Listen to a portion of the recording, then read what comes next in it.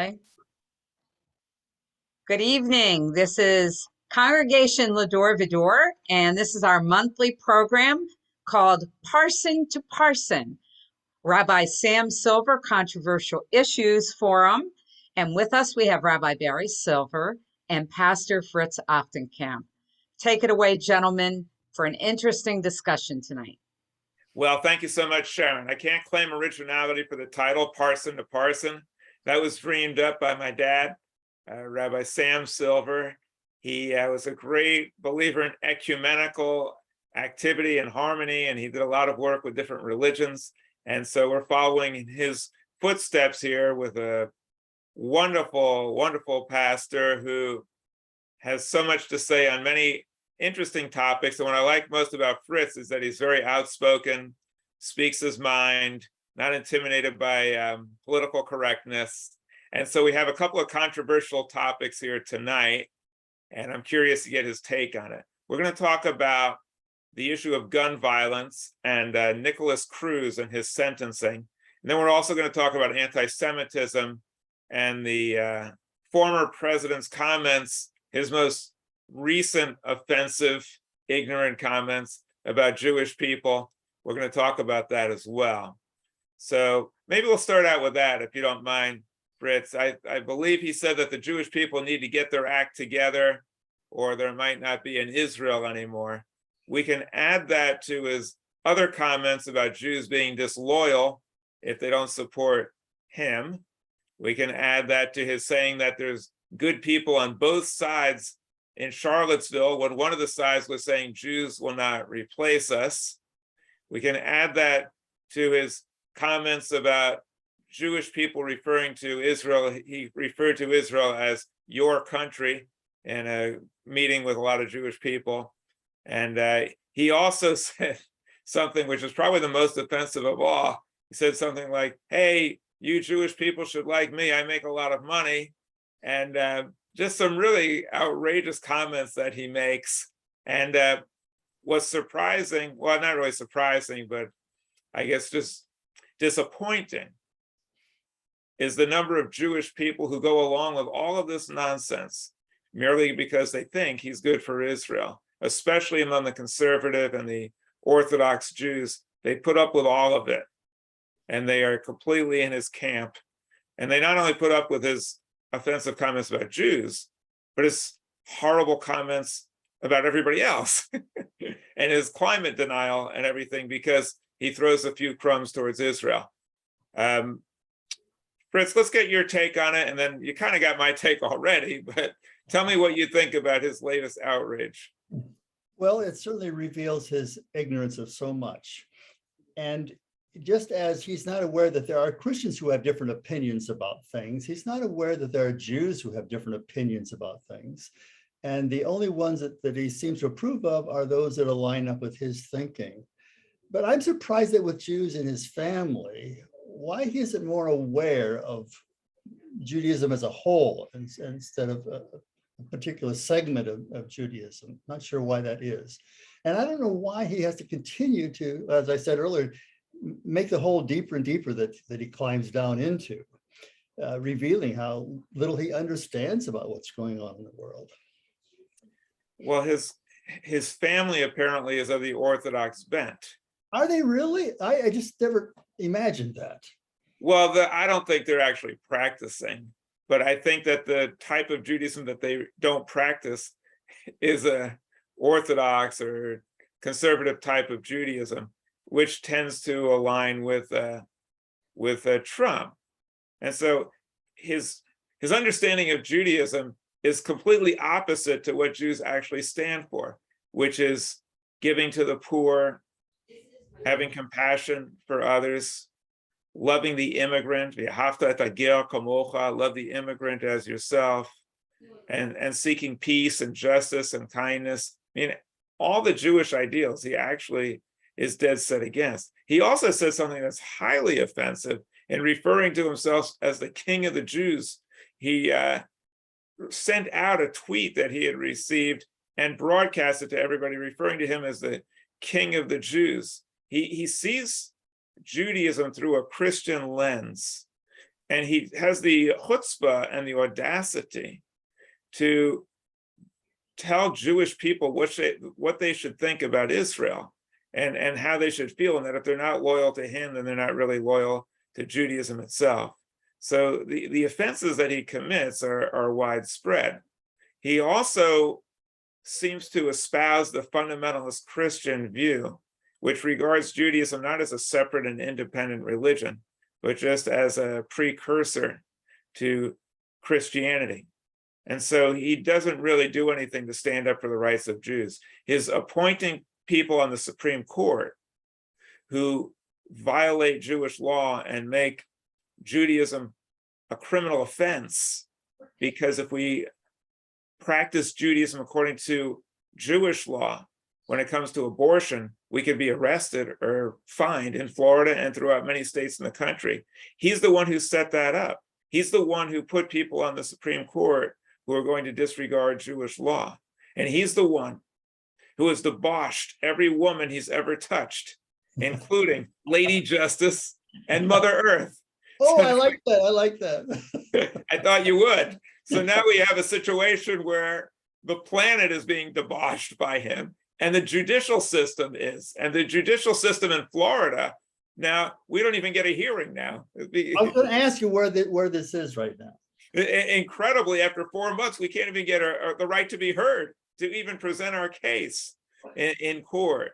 We're trying to do so. I'm filing a pleading actually tonight that's responding to an order to show cause, asking us to explain why we should even be heard in court, if you can imagine that, under RFRA, Religious Freedom and Restoration Act, which when a Christian just snaps their fingers, all of a sudden the law bends to their will and they get to practice as they see fit.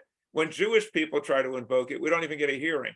So this is something that's blatantly unfair. And there's a whole climate of anti-Semitism throughout the country. And when it comes from the highest quarters, and when a guy who has the will bent to his service of 70 million brainwashed people, and when he is tweeting out anti-Semitism, this is very, very dangerous. And the Republican Party is responsible. And also Jewish people who allow their loyalty to the Republican Party to trump their loyalty to the Jewish people, this is very dangerous. In Georgia, is abortion on the line tonight? Oh, it's on the line everywhere. Absolutely. With Abrams and Kemp, are they both different? Kemp, where's Kemp at with the abortion issue? He's I'm not sure. I'm not sure about that. But all I know is that every state, abortion rights are being threatened. I wanted to bring up something else with you also. As you know, I watch MSNBC quite a bit. And so I was watching Nicole Wallace, and she had on the head of the ADL, Rosenblatt. And she said, where's all this stuff coming from? You know, all this anti-Semitism, where is it coming from? What do we do about it? And his response was kind of like, well, we need to be vigilant and we need to denounce it when we see it. But where it's actually coming from was never answered. And I don't think it ever is. It never is in the national media, except you know where it's coming from. So maybe you could help explain what's the original source of this anti-Semitism, and what's the way that we could actually combat it at source? Because just trying to stamp it out when it pops up is like playing whack-a-mole. It's like trying to get rid of cancer by picking off little scabs without getting to the source. So maybe Pastor Oftenkamp, you can help us get to the source of this anti-Semitism. Well, first of all, we pretend that it's not all as much as you think it is. We minimize it as much as possible. And I am so convinced that what you think religiously affects how you react, how you act in your life. And as long as we maintain this theology of condemnation of people outside of our tribe, we will continue to act in this manner. You can't separate what your beliefs from how you behave, but we pretend that we behave beautifully, even though we have these horrendous thoughts in our heads. That's where it comes from. Can you explain to others how the theology of Christianity contributes to anti-Semitism? Well, the theology says that unless you interpret a certain event in history such as the crucifixion, you will be damned for eternity. And that, of course, and Jews are the neatest group you can look at that interpret that event differently. The agnostics, the atheists, they're just a blur out there. But we've got the Jewish community we can look at and see that where we can really focus our attention. And until we change this theology of ours, we're going to continue to feed. This feeds anti-Semitism. I keep telling these heads of these seminaries and bishops that you think we're pro-Jews? How can we be pro-Jewish? Oh yeah, we think we are. We act. We shake hands. We smile and all that. But our minds and our thinking and what we teach people is anti-Jew, anti-Semitic. Because if you believe that God has condemned all Jewish people to hell for rejecting Jesus, if you want to act in a godly manner, exactly, then you too must be intolerant towards Jews. Right, you got to follow. God is the example we got to follow. And if this is God's message for the world, then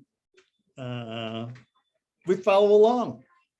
Right, and it's sad to see that Jewish leaders, by and large, don't have the guts or the courage to tell it like it is regarding the original source of anti-Semitism. It's even worse than the fact that the Jews don't accept Jesus, which is just part and parcel of what it means to be Jewish. That's kind of the defining feature. To many Christians, Jews are defined as, oh, those are the people that don't believe in Jesus. But it's a lot worse than that. We hear now about conspiracy theories, and there's a conspiracy theory by QAnon saying that there's this group of people that are child abusers and they want to take over the world and they're children of the devil. Those are the types of description that have been used against Jewish people. This QAnon is just a modern version of anti-Semitism, and it's spouted by anti-Semites, and it's spouted by Trump, who now is peddling the most vicious, vile forms of anti-Semitism. But the problem also is that the original conspiracy theory, as far as the Western world is concerned, is that the Jewish people conspired with the devil and with the Romans in order to commit the worst crime in the history of the world, deicide. So they conspired with the devil and the Romans to kill Jesus. How did they do that? Well, they had to be really devious, these Jewish people, because they didn't have any power under Rome. They didn't have the power to execute anyone. They had an issue with Jesus, but they couldn't do anything about him. So what do? They twist and manipulate this wonderful, innocent Pontius Pilate who says, I see no fault in him. I have no problem with him. And then they use their evil, malicious ways to convince him to crucify Jesus. And the story is actually completely made up out of whole cloth. It says that, well, there was a custom that Jewish people would release a prisoner at the time of Passover, that the Romans would allow it. This never happened. It was concocted. The whole story that they wanted to release Jesus, and Pontius Pilate said, no, release Barabbas. I don't see any harm in Jesus. What's the problem? And then they yell out, crucify him, may his blood be upon us and our children. The whole story is made up. And you would think that Jewish leaders would be outraged by this lie, this monstrous lie, this original blood libel that's in Christian scripture, that's been used for 2,000 years to persecute Jews, and try to do everything to undo it. But no, when they're asked, like the head of the ADL, well, what's the source of anti-Semitism? I don't know, but we ought to fight it wherever we see it. Are they afraid to say what the source of it? Is that it? Oh yeah, of course they are, because they told me. I've discussed this with Jewish leaders. When The Passion of the Christ came out, that anti-Semitic screed by Mel Gibson, and I said, this is our opportunity to show that it's not truth with a capital T. This is based on the original blood libel. They told me at the ADL. They said, no, you can't say that. That would upset our relationship with the Christians. We've worked hard to develop a good relationship with the Christians. I was thrown out of the ADL just for mentioning the discussion about indicating that this is a blood libel against Jews. They will not raise it in public, and they think that that would jeopardize our ability to get along. I don't think that telling the truth and having an honest discussion with people jeopardizes our prospects of getting along. And maybe the Jews could start by saying, you know what? Our Bible has things in it that are not actually God's word. Our Bible has things in it that are intolerant towards other people. We're the ones who originally propagated this myth that God chose us and ordered us to kill others. And therefore, maybe we would then have the moral authority to say to the Christians, maybe you could repudiate that part also. Wouldn't that be a great way to accomplish ecumenical harmony? That's my argument with Muslims and Christians. You know, people say, well, look at the Muslims. Look at the Muslims. See what they're, well, listen, let's be an example to them. Let's look at ourselves and see where we can make some improvement, and perhaps they can learn from us without simply using them as a reason not to make changes in our own faith. Well, Pastor Opticon, you and I are off to a good start.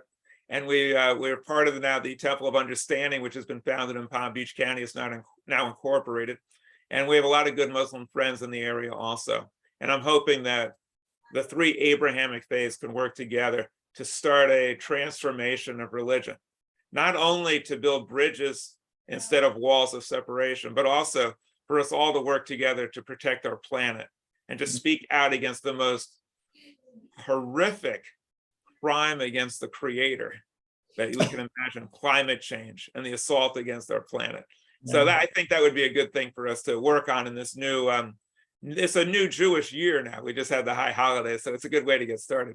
Now, I do want to also talk about this really serious discussion that people are having about Nicholas Cruz. And again, I think that people are focusing in on the very, very narrow issues about this case and missing the broad picture. Okay, so Nicholas Cruz obviously was a bad guy. But how did he get that way?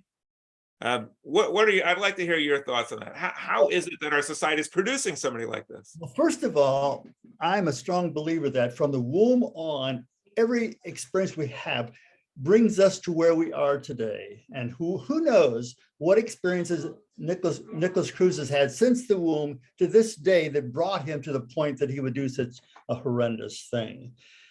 And I'm not sure about, a number of the parents were very, very upset with that decision. Now, I'm not sure whether that's a small number of parents or were most of the parents this, maybe you know more about this than I do. All of them.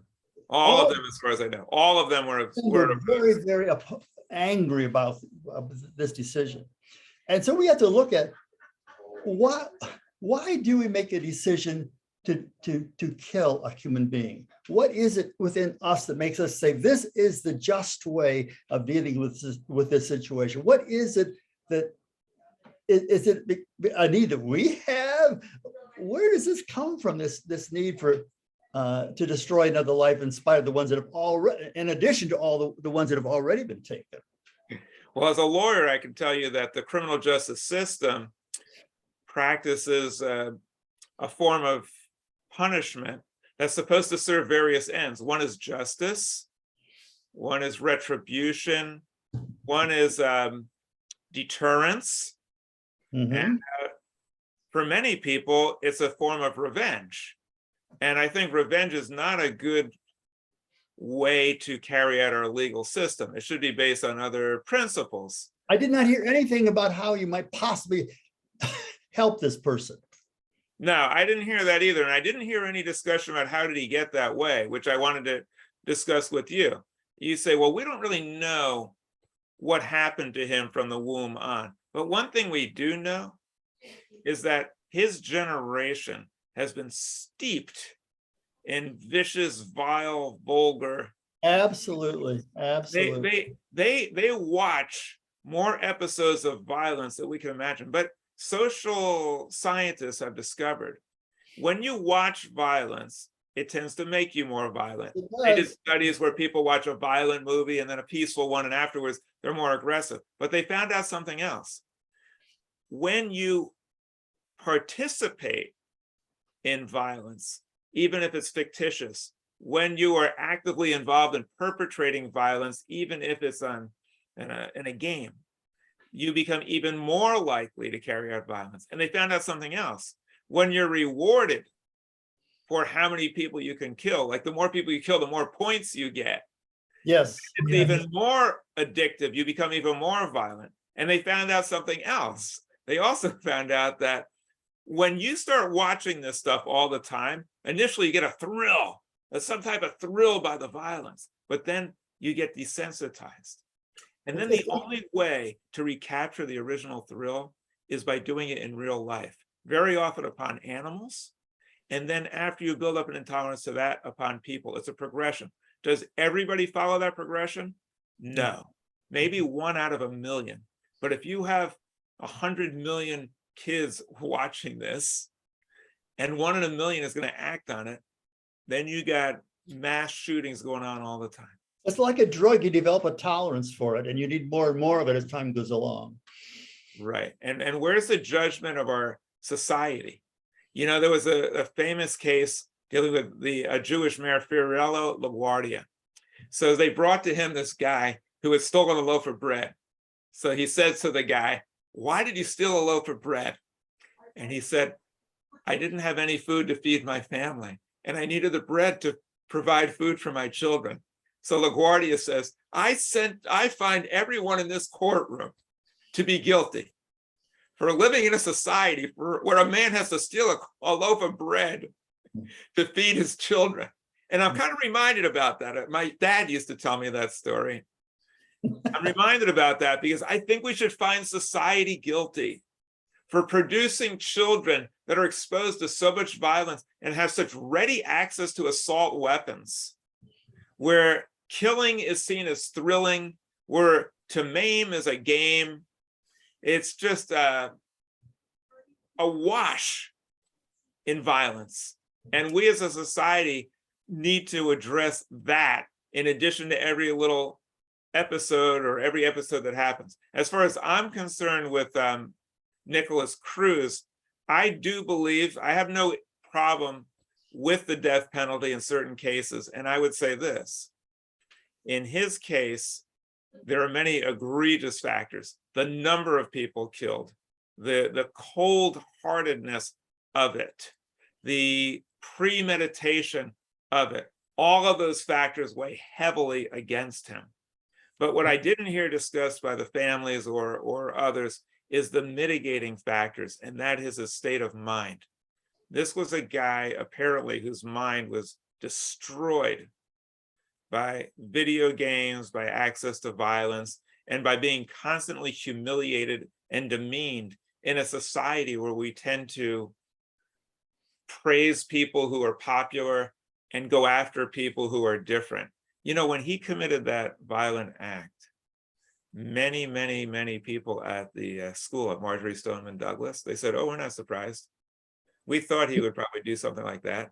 In other words, they knew he was deeply troubled, and nobody went over to him apparently and said, "Hey, I'd like to be your friend," or "Hey, can I talk to you?"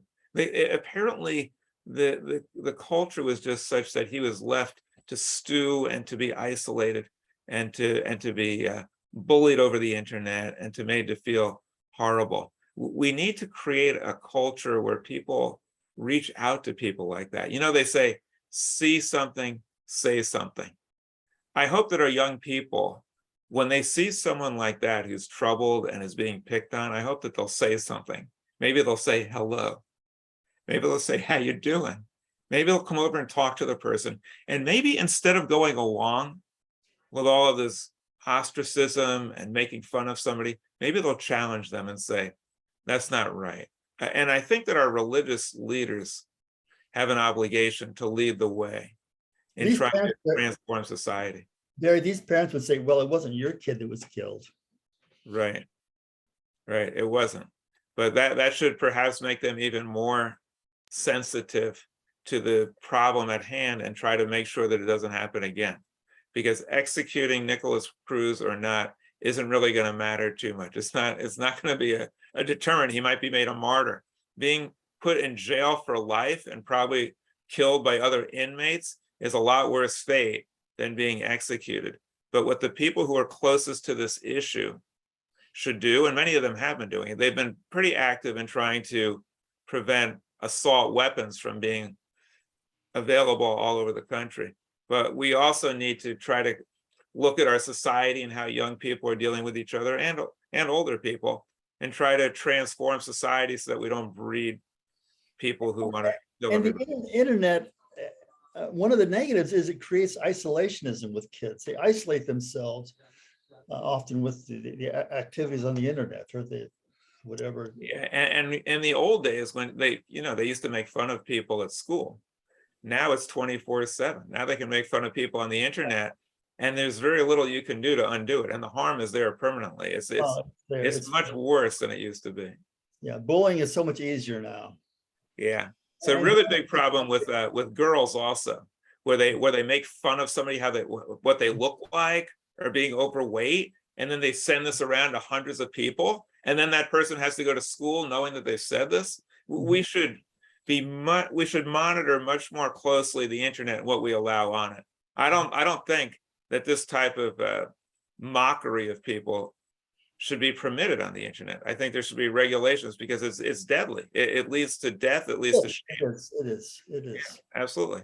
Anybody else want to get other people involved?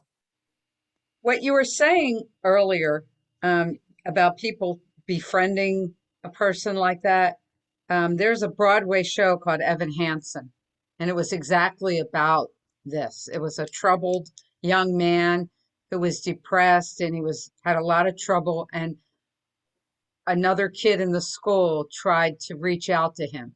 And it's about that. And it's all about social media and all the stuff that happened. And I don't know. I don't think it happens that often that people are going to reach out to somebody that's troubled because they're going to look bad to their friends, So I think just like what you said, that they take a girl or a boy that's overweight or looks weird or is different, and they're going to blast that all across social media. The same way with befriending somebody who's different or weird or depressed or anything. They're also not inclined to do that because that might put them in a bad light to their friends and family, or neighbors or whatever. So it's kind of a catch-22. You kind of paint yourself into a corner almost. Well, that's why we as religious leaders need to change the culture so that it wouldn't be considered to be a mark of shame that you befriend somebody who's a little different. That should be a mark of courage or a mark of Look how we separate ourselves from each other. How many of my friends have Jewish friends? How many of them interact with Jewish? No. That could lead you astray. You need to stay with your own group. We're guilty of that as adults and as religious people. Exactly. Yeah, we need to create a culture where we talk to other people. I mean, I preach that all the time, but it's got to sink in to all people, including our young people. And we as adults need to set a better example, like you say, Fritz. Anybody else? It's Miriam. I think that the school was very remiss, but schools are very remiss about mental health. They don't do the right thing. This child was very troubled. He needed special services. And if, sometimes the parents don't cooperate and the school just says the hell with it. I know that's what happens. I'm a teacher. Exactly. The amount of fault that was going on with Nicholas Cruz, the school knew about it. Apparently social workers knew about it. His peers knew about it. I think he had some difficulties with maybe criminal justice, like everybody knew about this. And it was a complete failure and breakdown. And you're right, the schools are very, very big. And so they don't really get involved in this. And the schools need to do a better job. If you go to the schools, you'll see we have 100% anti-bullying policy. We have zero tolerance for bullying. I mean, they say it in the signs, but then when you go into the school itself, you see it all the time. In fact, I, as an attorney, actually had a case about a kid who was being bullied at Marjorie Stoneman Douglas High about 3 years ago. And I did everything I could to get the school to react, and they wouldn't. And this was something that it's not surprising anymore. It's just the way we do business. Miriam, where do you teach? Well, I'm retired, but I'm a New York City school teacher. Right, so you've seen it all. I've seen it all, and I just lost you for a second. It's very it's better now than it was when I started to teach in 1964. But the schools don't have the money. They don't have the staff. People don't want to pay for the staff that is needed. Yeah. I mean, they just don't, there's just absolutely no parent group ever advocating for more mental health facilities in schools. It doesn't happen. Well, I'll tell you another problem, and I know this because my wife is a teacher and I've taught in the public school system, that because of the bureaucracy, if you want something to happen, it's almost impossible to get it to happen. Yeah. And also the teachers are so overwhelmed with all this work they have to do, paperwork and busy work, and they don't really have the time to, like in the Right. old days, to sit down with a student and to talk to the student. And the reason for that is very interesting. I served in the legislature, and the legislators all wanted to get brownie points for saying, oh, I care so much about education. So they wanted to pass an education bill. And they could say, I passed 3 bills dealing with education. I passed 5 bills. Every time they pass a bill, that means more bureaucracy, more paperwork. Why don't they pass bills to take away some of the paperwork and bureaucracy and give teachers the creativity and the time to get to know students? Wouldn't that be a nice thing? I want to share with you a personal story. One of my adopted sons is a Native American, Sioux Indian, and he was born with fetal alcohol syndrome. So he was always behind his age group. He could not identify with kids his own age because he just couldn't relate to them. He always hung around with kids maybe 3 or 4 years younger than himself. Anyway, he went to a high school that was, there were no other Native Americans. And he had horrible anger issues and did feel picked on and so forth. But fortunately, he had a couple special ed teachers that were fantastic. He talked about his special ed teacher almost as his second mother. And I think she saved him, because there were moments when he was young, when I was actually afraid of what he could do as a teenager, because he had these intense anger issues. But these teachers really, I think, saved Mike and allowed him to graduate, and had no horrible incidents or anything at school. Well, what you say is very interesting, because apparently Nicholas Cruz also, they said, had fetal alcohol syndrome. Did he really? Instead of having a wonderful, loving parent like you, he had a parent who gave him an assault weapon for his birthday or something like that. And she knew that he had anger issues. She knew that he was doing violence against animals. And so it takes really good parenting also. And also, like you say, people who are going to intervene in the school system. It makes all the difference. It does. Yeah, we need to train our teachers and social workers to spot this, and also to really teach our kids something that they're not really learning so much, and that's compassion. When you go to the public school system now, it's very, very competitive. Who's going to make the team? Who's going to get the best grades? Who's going to get ahead of the other person? It's very, very competitive. And we need to try to teach a climate that's more loving towards other people and more collegial. That would be a nice thing, but we don't really see that today. I question, is the mother at all being held responsible for getting him that gun? Well, she certainly should be. I think she should be locked up and put in jail. But the way our legal system is, probably not. I don't think anybody's even suggested it. I mean, it's all crazy. She knew. Where's the I'm at a loss for words. Yes. Well, our society is at a loss for a remedy, and she should be held accountable, and there should be laws against that. If you see a kid who's doing something to abuse an animal, they should never ever be allowed to get their hands on a weapon. Well, I don't think they should get their hands on a weapon anyway, but I mean, he had all the warning signs, and she gives him an assault weapon. Well, do you think she didn't care? Yeah. What did she think? Some people, she could have approved of what he did. You don't even know what her mentality was like. Yeah. The Sandy Hook situation, the same way, the parents purchased the weapon, right? The mother.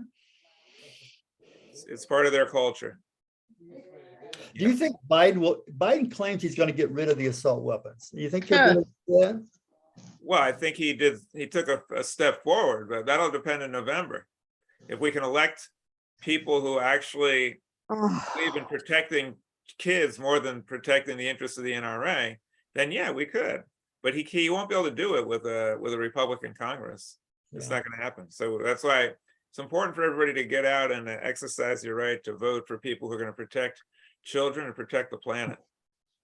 Absolutely. Oh, I have one more thing to say. Okay, go ahead. I bought a sign that says row your vote. Yeah, It doesn't say to vote for any particular politician. right. And it could mean a lot of things. It got stolen. It was put out and it was stolen after 1 week. Yeah, the folks on the other side probably didn't care for your message, so they probably got rid of it. Yeah. So All right. Anybody else want to say anything or contribute? Fritz, anything else you want to cover? I want to just tell an interesting side note here. Go ahead. I watched 60 Minutes 2 Sundays ago, and Mrs. Zelensky was being interviewed by Scott Pelley. And at the end of the interview, Scott Pelley says, I want to share something with you. And he showed pictures of the Ukraine flag all around the United States in homes, bumper stickers. And she was so moved by this support in our country with the Ukraine flag that she was moved to tears. So anyway, the next day I ordered a big Ukraine flag. And it came with 6 real small ones, about a 4x6 on a stick. And Corey, my wife, has a plant outside of our condominium.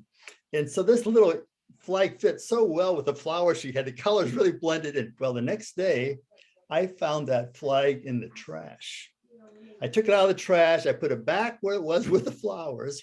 Well, I was just I got a text from a friend in Florida who said, your flag is gone. Well, I said, fortunately, I got 6 more of them. Well, I'm glad about that. I spoke at a rally for Ukraine yesterday. Oh, did you? And, it was really a moving experience. They had somebody sing the national anthem. And my response to Ukraine, what I said yesterday, among other things, is that if you take a tyrant and you placate them and their violence goes unchecked, they will become a monster. And the proof is in the Putin. We created this monster. I mean, he was doing all these horrible things and the world just watched, and not only watched, supported him. Yeah. We buy his oil. How it is possible that a guy who is doing such monstrous acts, including torturing people, how we even buy any of his products at all? There should be an international boycott led by the US. Instead, we take half measures. Well, we're going to start cutting back a little bit on how much oil we're going to buy. I mean, this is obscene. There should be a total boycott of it. And we should also make sure that we find alternative energy so that we don't have to kowtow to people who hold us hostage like this. It's just absolutely outrageous. I'm sorry I distracted you folks. Valerie has something to say. Go ahead, Val. There's no time for me to say everything I have to say. First of all, I was also an early childhood educator for several years. And what I found, everything that has been said about the schools and the mental health issues is absolutely correct. I am not arguing that point at all. However, what I have found in the years that I was teaching was that more and more of the parenting responsibilities was put onto the schools instead of the parents. You know, when you have a child, you have to parent the child. You can't allow an institution like the schools to rear your child. From a very, very early age, your child has to be taught at home what is right and what is wrong, okay? A young child doesn't understand vacillating. A very young child understands black and white, okay? Yes, this is right.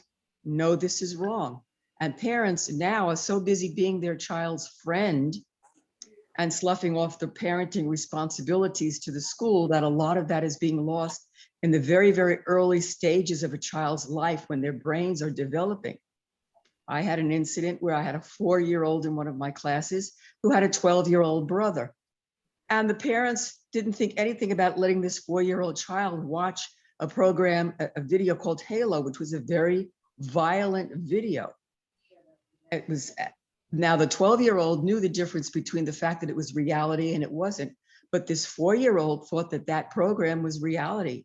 And I noticed progressively how that child in the play area got more and more violent as the weeks and months progressed. And when I brought it to the attention of the parent that a 4-year-old cannot absorb that type of programming because to them it's reality, the parents didn't want to hear a thing about it.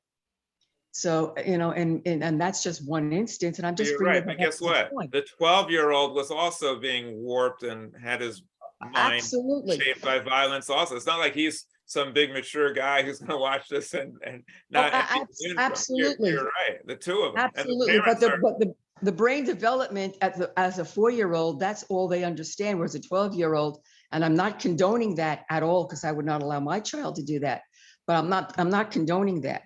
You know, so I understand what you're saying, but these are issues that the school is facing now and now more and more. We're feeding them breakfasts now, not just lunch. We're feeding them dinners now, not just lunch. We're taking care of them after school now, that's not lunch. We're taking care of them during summer because there's not enough food and people are struggling. So, you know, more and more of child rearing responsibilities is becoming the responsibility of the school, and we do not have the resources or the personnel to handle that type of a child rearing to the degree that we're being asked to handle it. So it's a very, very sticky wicket that we're Valerie, following. you're bringing this full circle to the lawsuit that we filed, because you're right.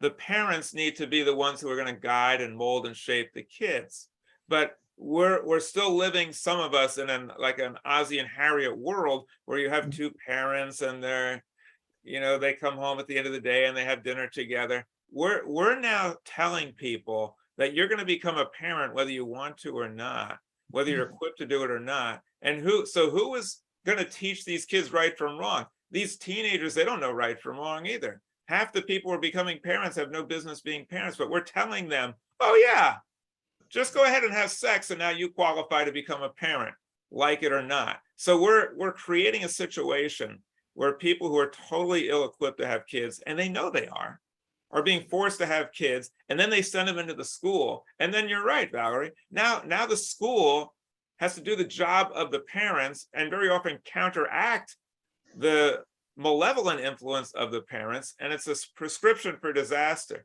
So the first thing we need to do is to try to create an environment and a culture where all children are wanted children, and not having forced parenthood. It just comes full circle. Well, you're right, but this situation now that we're being confronted with now, which in my opinion is a horrendous situation with the ERA and the abortion issue. But this did not. We've had the rights to have abortions now for the past 25 plus years. So the situation that we are being confronted now with these children is not a direct result. I fear it will get worse, and I agree with you, Becky. You're right. It's not a direct result, but it will get a lot worse now. When you force people to be parents, it will be. I agree. And that's why it's so important. People don't realize that the local elections have to do with your school board, have to do with your lights on the corner, have to do with what the policies of your own city now, because more and more of these responsibilities are falling to the cities themselves, which is our local constabulary, which is our mayors and our councilmen and our school board. And people are not paying attention to these local elections, which now have more than ever become so important to how we live our lives. We're going right now where cities can determine whether they're going to allow abortions or not. It's coming down to a city and a state issue. It's no longer a federal issue. And that's what people don't realize, that these local elections now are more and more going to impact their lives. And hopefully people will realize that, because it's been that way for a long time. And now it's becoming really very, very, very present and very obvious that your local elections are going to determine your lifestyle. Very true. The local elections will also determine whether we still have a democracy. Yes. There's a lot of people running for office who don't believe in democracy, and who believe that if their candidate doesn't win or their party doesn't win, they're going to invalidate or try to invalidate the election or use armed force to overturn the government. So you're right. The elections now, the stakes are very, very high. And Very I high. hope that good people get out to vote. Fritz, any final comments? No. I don't either. We got some good stuff coming up in the future. So I hope you'll stay with us at l'dorvador.org.